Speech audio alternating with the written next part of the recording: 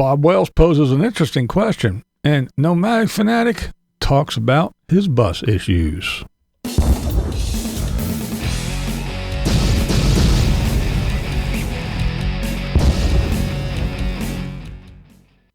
All right, what's up, everybody? How you guys doing? All right, let's start with Bunny.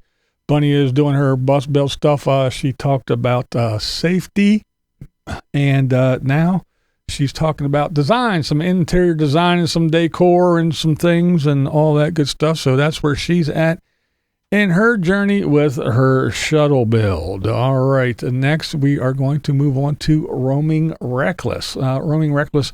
Now, she has a Defender. It was getting worked on. She was living in something else before, but she has her Defender back, and she's working on it. She's working on it, getting it all ready. Has some issues to address, but she wants to get it ready because she is planning another one of her Alaska trips. That's right. She's been to Alaska, and she wants to go back. So she is getting that thing all ready to go. All right, now we have Anna from Anna's Adventures. She continues her Catherine's Landing adventures. She took a nice little hike, and pretty cool stuff. As I said the other day, interesting place. So go over and check that out for sure. Check it out. But yeah, it was a nice little video. All right, now we have the Bob. Not just any Bob, but the Bob. And he did a video about nomads being leeches. And it was him and two other people, a young lady there and a young fella. And the first thing that the guy there in red said was that they have more time. So more time means that they can do more volunteer work. That's right, more time to volunteer. Now, I'll agree with the more time thing. Yes, they do have lots more time, usually. Not all. Some of them work remotely and do other things, but most of them do have lots and lots of time. But let's be real. I've been watching Nomads for a long time, and how many actually volunteer for anything? Now, I'm not talking about just once a year for a week or whatever at the RTR. There's lots that do that, but I'm not saying none of them do, but come on. The vast majority, yeah, they're not volunteering for shit. They're volunteering to come sit around your campfire and eat your food at your potluck. That's what they're volunteering to do. Now, jokes aside, though, it was a very interesting video. Their take on things was worth listening to. I kind of enjoyed it. In short, I don't think that nomads... Or I don't think that being a nomad instantly makes you a leech on society, no more than anyone else. I mean, there's leeches to society everywhere. I mean, come on. Let's talk about it a little bit more tonight, though. That's right, tonight. Don't forget tonight, 7 p.m. Eastern time, right here. Or for the live stream, we're going to talk about this. We'll talk about some Tater stuff. We'll talk about all kinds of stuff and whatever else you guys bring up in chat. We always have a good time. We have interesting conversations. So come over and join us at 7 p.m. Eastern tonight. Please adjust your time accordingly. All right. Surprisingly, at the time of this recording, no videos from Mike. It's been like 3 days or something like that so far. And one would think that there would be plenty of gloom and doom to do at least one video a day, if not more. Come on, Mikey. If you need some money, crank out the videos. Maybe he'll just wait for the weekend and do a begathon. I don't know. But I'm kind of shocked that he's not doing any videos. All right, now we have Tater, and he used a well-worded drama-creating title for his video. I was impressed. It was thought-provoking. It was, oh my goodness, we knew it. Not only did it get his fans interested and wanting to go over and click to see what happened to their poor old Tater, but it got all the haters to run over and go, ha ha ha, I told you so. So yes, a very well-crafted, drama-inducing title by the Tater. That's right. It's the end. The end, I tell you. A catastrophic breakdown. And as usual, for some reason, Diana seems to be the one that has all the logical explanations, and she has the words of wisdom and the reasonable thoughts. Tater says that Diana has to talk him down all the time. That's right. Because, she told him, look, Tater boy, it's okay. Everything's going to be just okay. And this coming from the guy who not too long ago, I forget what the context was, but he said that from a guy who rarely goes off or gets upset, just because he puts on that fake smile, we know he goes off and he gets very upset. Isn't he having court dates due to his being upset? But yeah, I remember many videos of him going off about this, that, the other thing. And remember when Kevin used to have to talk him down all the time when things were going awry?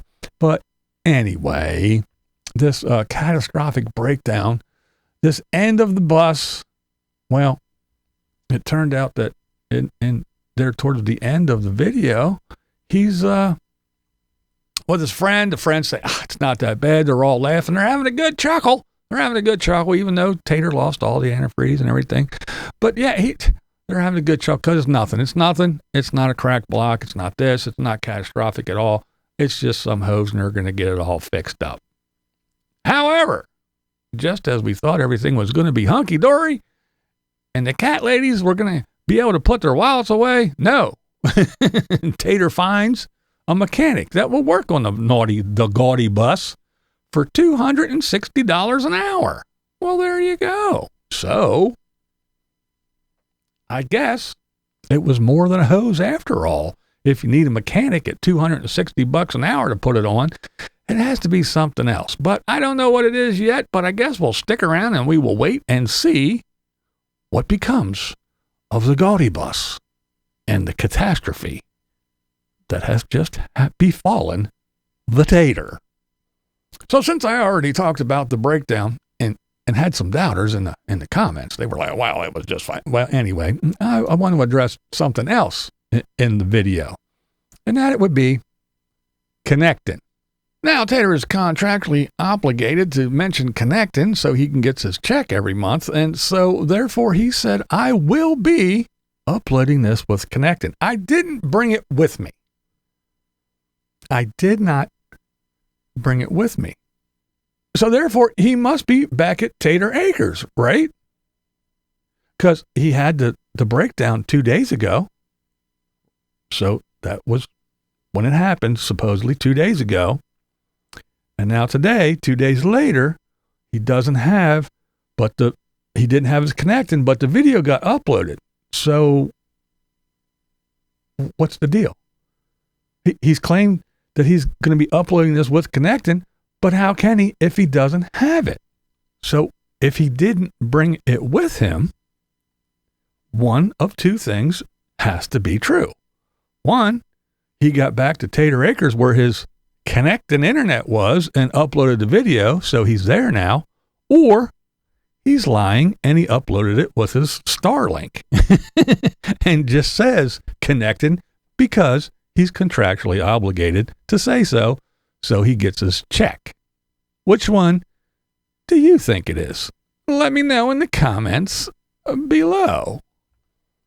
Speaking of comments, let's go to the comment of the day.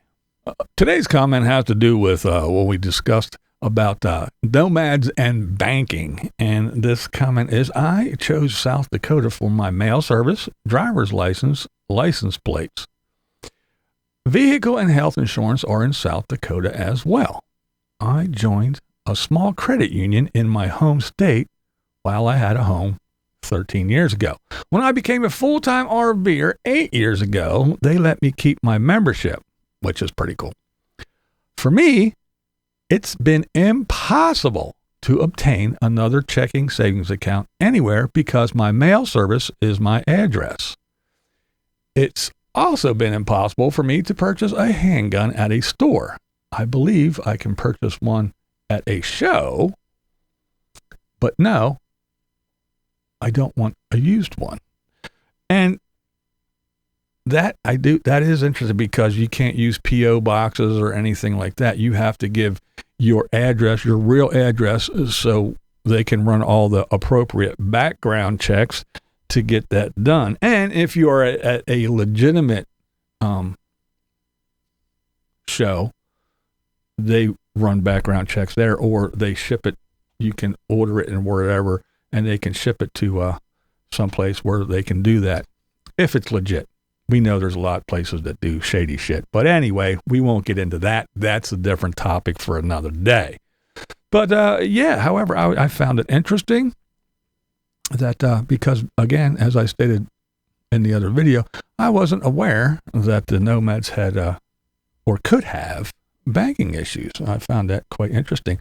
So I want to thank RV Camper for her answering the question and giving a little insight on her particular situation with being a full-timer and the banking stuff and needing a real honest-to-goodness address, not just some P.O. box or some mail service with a street address and all other stuff. So, yeah, it's kind of interesting how you have to do things to work around that. So I guess I could imagine that a lot of other things, such as, like I said, healthcare and some other things, could be a little bit more difficult when you don't have that physical address.